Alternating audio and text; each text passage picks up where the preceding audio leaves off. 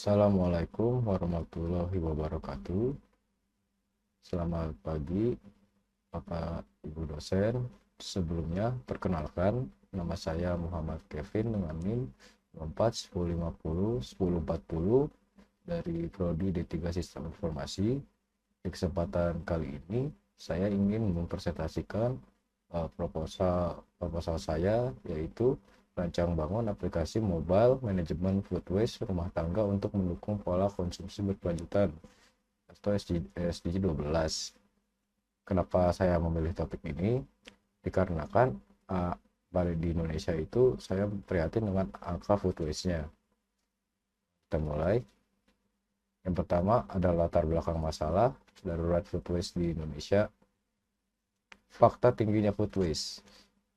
Indonesia merupakan negara penghasil sampah makanan terbanyak di Asia Tenggara, mencapai 20,93 juta ton setiap tahunnya, berdasarkan data UNEP pada 2021. Sampah sisa makanan ini mendominasi dengan angka 41,5%. Akar masalah dari tingginya food waste ini adalah konsumen itu sering berbelanja bahan makanan dalam jumlah besar yang tidak disertai dengan manajemen penyimpanan yang baik. Konsumen sering lupa bahwa makanan di kulkas melewatkan tanggal kadaluarsa dari makanan-makanan tersebut. Dampak merugikannya itu, bahan makanan yang tidak diolah itu akan membusuk dan tidak hanya menimbulkan kerugian finansial, tetapi juga menghasilkan gas metana penyebab pemanasan global. Lalu ada kekurangan solusi saat ini. Aplikasi sebelumnya hanya sebatas alarm mengingat tanpa solusi pengelolaan sisa makanan atau food waste itu, atau terlalu bergantung pada sinkronasi retail barcode yang kurang relevan untuk masa tradisional.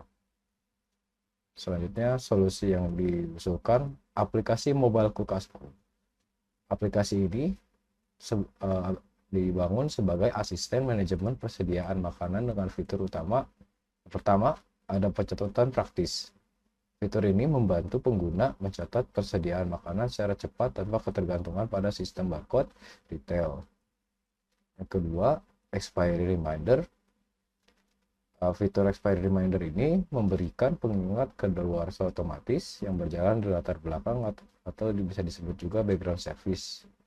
Jadi kita tidak perlu bolak-balik check up-nya kalau misalnya ada yang kadaluarsa ya. Yang ketiga ada waste tracker. Fitur ini itu melacak makanan yang terbuang untuk memberikan kontrol kesadaran konsumsi yang lebih baik.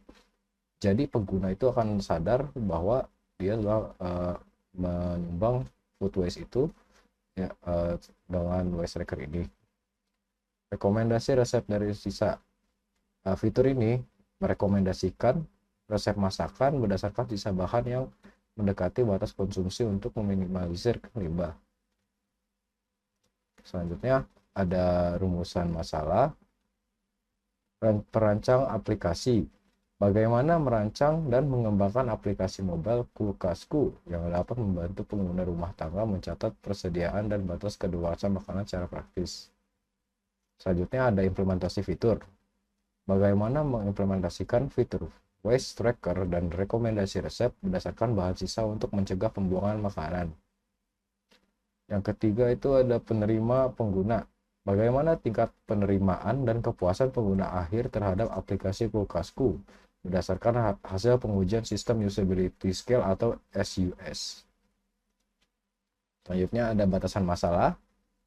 Batasan masalah ini yang pertama ada fokus pengembangan, yaitu proses rancang bangun dan implementasi aplikasi mobile hingga dapat dioperasikan. Kedua, teknologi pengembangan, yaitu menggunakan ekosistem berbasis React Native untuk front-end dan memanfaatkan layanan terintegrasi dari Firebase untuk manajemen autentikasi dan basis data secara real-time. Yang ketiga ada fokus fungsionalitas, yaitu pencatatan inventaris lokal tanpa sistem barcode retail, pengingat kadaluarsa, background service, pelacakan limbah atau waste tracker, dan rekomendasi resep harian. Yang keempat, ada ruang lingkup pengujian. Pengujian fungsionalitas menggunakan metode black box dan evaluasi kepuasan pengguna menggunakan sistem usability atau SUS kepada target pengguna rumah tangga. Selanjutnya ada tujuan dan manfaat penelitian. Yang pertama itu tujuannya. Tujuannya itu ada 3.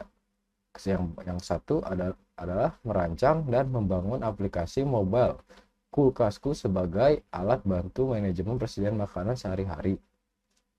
Yang kedua, mengimplementasikan algoritma pengingat kedaluarsa dan logika pemilihan resep masakan untuk meminimalisir limbah.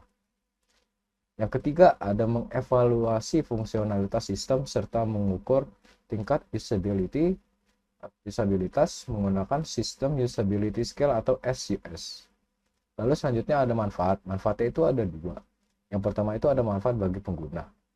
Manfaat bagi pengguna sendiri itu memberikan alat praktis untuk menghemat pengeluaran belanja, mengurangi frekuensi membuang makanan busuk, dan memudahkan pencarian ide memasak dari bahan sisa. Seperti yang saya terangkan tadi, ada fitur-fitur yang membantu hal ini semua. Bagi lingkungan, ada juga manfaat bagi lingkungan, berkontribusi pada penurunan volume limbah organik di tingkat konsumen akhir, dan juga mendukung pencapaian Sustainable Development Goals atau SDG yang ke-12 mengenai konsumsi dan produksi yang bertanggung jawab. Dengan aplikasi ini, kita dapat meminimalisir food waste yang berkontribusi pada penyebabnya limbah organik itu dan mendukung SDG 12 ini. Selanjutnya ada alat dan bahan penelitian.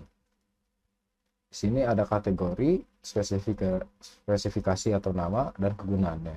Yang pertama ada perangkat keras. Di sini ada 2 perangkat keras. Yang pertama itu ada PC dengan spesifikasi seperti pada tabel. Gunanya PC ini adalah environment pengembangan dan kompilasi. Yang kedua di sini bagian perangkat keras ada IQ smartphone IQ ZR. Ini digunakan untuk pengujian aplikasi di perangkat nyata. Jadi kita tahu bahwa aplikasi itu dapat berjalan sesuai dengan rencana pengembangan ini. Selanjutnya ada perangkat lunak, yaitu yang pertama VS Code atau Android Studio. VS Code Android Studio sendiri ini adalah IDE penulisan dan manajemen source code. Yang kedua ada React Native dan React JS. React Native dan React JS ini adalah sebuah framework utama aplikasi pada mobile device. Yang ketiga ada Node.js dan npm yarn. Node.js dan npm yarn ini adalah runtime dan package manager, gunanya untuk kita download package dari internet untuk proses pengembangan aplikasi ini. Yang keempat ada Firebase. Firebase ini adalah sebuah backend yang digunakan untuk autentikasi dan database real time. Yang kelima ini ada Zastan atau Redux. Zastan atau Redux itu adalah library state management data global yang bisa digunakan untuk aplikasi ini. Yang terakhir Axios dan Async Storage. Axios dan Async Storage ini adalah sebuah request API dan penyimpanan lokal persisten. Selanjutnya ada metodologi penelitian. Pendekatan Agile Software Development atau Scrum. Mengapa Agile Software Development Scrum ini dipilih? Dikarenakan kerangka kerja ini dipilih karena memiliki fleksibilitas tinggi dan sangat adaptif terhadap perubahan kebutuhan antarmuka maupun fungsionalitas selama proses pengembangan aplikasi Kulkasku ini. Tahapan pertama atau tahapan utama, analisis kebutuhan sistem, melakukan observasi masalah manajemen logistik rumah tangga dan wawancara dengan calon pengguna. Calon penggunanya ini sendiri bisa kita coba dengan ibu rumah tangga dan penghuni indekos yang tinggal sendiri. Yang kedua ada perancangan sistem. Perancangan sistem ini adalah membangun struktur logika program dan ERD atau Entity Relationship Diagram. Yang ketiga pengembangan aplikasi. Membagi proses pembangunan ke dalam siklus iterasi atau sprint. Yang keempat ada pengujian sistem. Pengujian sistem ini adalah melakukan pengujian black box dan usability testing atau SUS. Dan yang terakhir ada penyusunan laporan. Penyusunan laporan ini adalah mendokumentasikan seluruh hasil rancang bangun ke dalam laporan tugas akhir. Selanjutnya ada siklus pengembangan atau agile sprints. Yang ada sprint pertama ini adalah pengaturan repositori database atau Firebase, lalu pembuatan pemrograman fitur autentikasi dan logika dashboard utama. Lalu selanjutnya ada sprint kedua. Sprint kedua ini kita melakukan pemrograman fitur put add dan fungsionalitas CRUD atau CRUD untuk pengelolaan stok makanan. Lalu ada sprint ketiga yaitu pembuatan algoritma untuk expiry reminder yang berjalan di latar belakang dan fitur waste tracker ada. Lalu ada sprint keempat, integrasi basis data resep dan implementasi algoritma filtering untuk rekomendasi resep berdasarkan sisa bahan makanan. Selanjutnya ada analisis kebutuhan menggunakan pendekatan PISIS. Yang pertama, performance atau kinerja, yaitu pengecekan stok manual yang memakan waktu digantikan dengan pemantauan kesediaan stok secara real time melalui dashboard. Jadi pengguna tidak usah repot-repot untuk mengecek bahan-bahan fisiknya. Yang kedua, information atau informasi. Masalah lupa batas kadaluarsa diatasi dengan notifikasi expiry reminder otomatis. Yang ketiga, ada economics atau ekonomi, yaitu kerugian finansial akibat makanan basi ditekan dengan meminimalisir pembuangan dan memanfaatkan ide resep. Yang keempat, kontrol. Fitur waste tracker menyajikan laporan visual limbah makanan bulanan untuk kontrol konsumsi yang lebih baik. Lalu ada efisiensi, yaitu fitur put add memungkinkan input persediaan harian dilakukan dalam hitungan detik tanpa repot. Ya seperti saya jelaskan sebelumnya, kita tidak perlu scan barcode atau yang hal-hal yang lainnya, itu kita tinggal pencet saja, jadi itu put add sangat cepat. Selanjutnya terakhir ada service atau layanan. Aplikasi ini menyediakan layanan rekomendasi resep terintegrasi untuk mengatasi kebingungan pengguna saat mengolah sisa makanan yang ada. Lalu selanjutnya ada perancangan sistem atau use case-nya. Di sini ada aktor yaitu pengguna rumah tangga. Interaksi utama pengguna dalam aplikasi itu yang pertama melakukan autentikasi login atau register. Itu pengguna melakukan pendaftaran atau masuk ke akun menggunakan integrasi Firebase. Yang kedua mengelola inventaris makanan atau quick add. Fitur ini adalah interaksi ini adalah menggunakan fitur quick add untuk menambah stok makanan. Yang ketiga, ada menerima pengingat kadaluarsa atau reminder, yaitu menerima pengingat kadaluarsa mendapatkan notifikasi reminder sebelum makanan busuk. Yang keempat, mencatat makanan terbuang atau waste tracker, yaitu mengisi data makanan yang terbuang ke dalam fitur waste tracker. Yang terakhir ada melihat rekomendasi resep sisa, yaitu mengakses modul rekomendasi resep makanan secara terpusat. Lalu selanjutnya ada rencana pengujian dan jadwal penelitian. Di sini rencana pengujiannya sendiri terdiri dari 3, yaitu black box testing, yaitu memverifikasi setiap fitur berjalan sesuai spesifikasi, input valid, output benar, input invalid, error handling tepat. Selanjutnya ada sistem usability scale atau SUS, questionnaire full pertanyaan skala likat kepada target pengguna rumah tangga. Yang terakhir ada target skor khususnya, itu harus lebih besar dari 70 agar masuk dalam kategori acceptable atau good.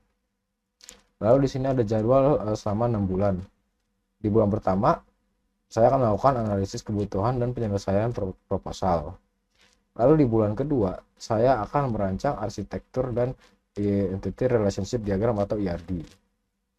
Lalu di bulan ketiga, saya akan melaksanakan sprint 1 dan sprint 2 yang berisikan itu pengimplementasian autentikasi, dashboard, dan CRUD inventaris. Lalu pada bulan keempat, itu melakukan sprint 3 dan 4 yang berisi mengimplementasikan expiry reminder, waste tracker, dan rekomendasi resep.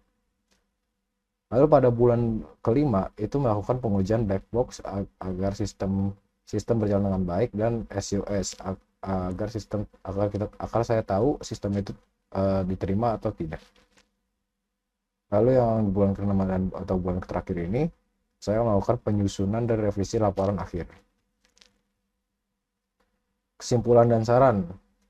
Pertama ada kesimpulan. Yang satu, aplikasi kulkasku dirancang komprehensif menggunakan Agile Scrum berfokus pada pendekatan quick add agar penyelesaian praktis tanpa infrastruktur barcode. Yang kedua, ada solusi menekan food waste dipadukan melalui fitur food waste tracker, expiry reminder, dan rekomendasi resep menggunakan arsitektur React Native dan Firebase. Saran pengembangan lanjutannya, yaitu yang pertama, ada integrasi fitur OCR, mengembangkan teknologi Optical Character Recognition untuk memindai struktur belanja fisik secara otomatis. Yang kedua, ada penerapan gamifikasi, yaitu menambahkan sistem pencapaian atau achievement bagi pengguna yang mempertahankan tingkat food waste terendah. Yang ketiga, ada ekspansi API pihak ketiga, yaitu memperluas kerjasama platform kuliner untuk menyajikan rekomendasi resep makanan Nusantara yang lebih variasi. Sekian presentasi dari saya. Kurang lebihnya mohon maaf. Wassalamualaikum warahmatullahi wabarakatuh. Terima kasih.